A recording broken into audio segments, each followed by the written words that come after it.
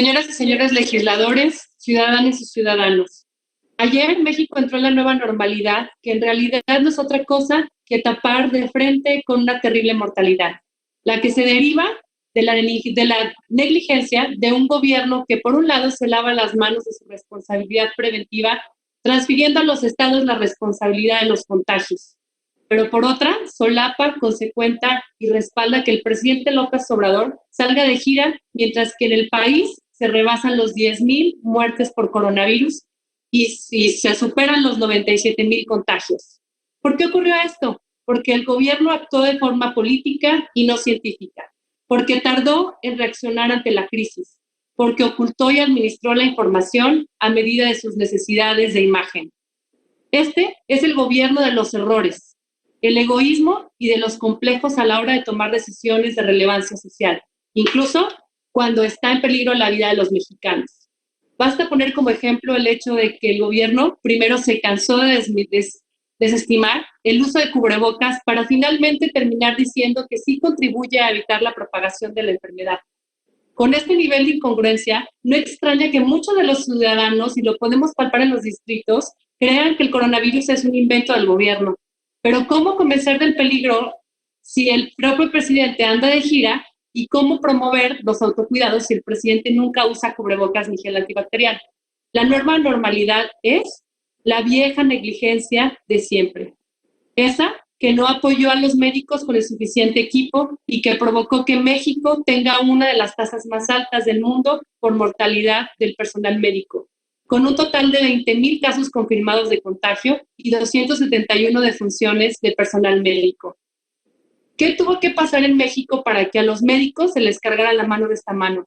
¿Por qué solo es quien arriesga su vida para salvar a sus pacientes, sino también además resistir los ataques violentos que son fruto del resentimiento y de la ignorancia? Indigna, sí, pero no es solamente fruto de la casualidad, es la consecuencia del desprestigio, de los injurios y también la constante regateo de sus derechos y hasta burlarse de ellos diciendo que solo piensan en lucro, cuando son ellos quienes realmente, junto al personal de enfermería y hospitalario, han sido la primera línea de combate contra esta terrible enfermedad.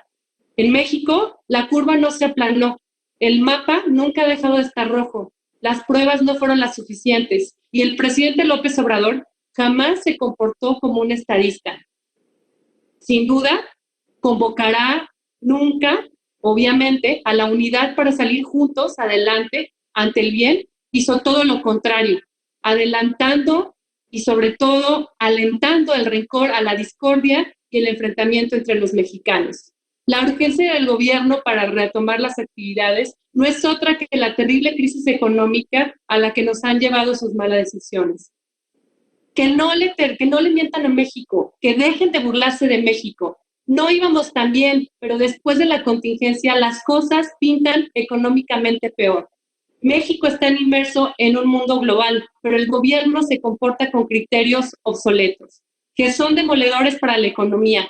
Las ocurrencias e irresponsabilidades han sido tan graves que hoy se habla de que 12.5 millones de mexicanos perdieron el trabajo sin saber si lo van a recuperar, como lo han venido diciendo repetidamente quienes me han antecedido en el uso de la voz y también en voz de la INEGI. Pero no es solo eso, la enorme mayoría de la percepción habla de que el decrecimiento económico, casi un 10% para nuestro país, a finalizar el año, tendrá una situación económica muchísimo más grave de la que el día de hoy percibe. La pandemia afecta, pero nuestro país ya estaba en crisis antes de que irrumpiera la contingencia y ha vuelto mucho más dramáticas las consecuencias y los errores. Antes del coronavirus, el gobierno ya había cancelado el aeropuerto de Texcoco y se había enviado esa pésima señal a la inversión. Ya se gastaba el presupuesto de forma irresponsable, ya había decidido la realización de obras megamillonarias sin ninguna viabilidad técnica y funcional. En la nueva normalidad que plantea el gobierno, los mexicanos saldrán a las calles a correr el riesgo de morir por la pandemia Tiempo, del virus, por favor, o por la pandemia de las balas. Después de escuchar a quien me antecedió con el uso de la voz, Quiero decir que las y los diputados del PAN no estamos aquí el día de hoy, como la Cuarta Transformación dijo hace unos momentos con quien me antecedió en el uso de la voz, para curar heridas propias, como refieren. México es quien siente esas heridas con la indiferencia de este gobierno. México es quien llora esos miles de muertos y contando por coronavirus.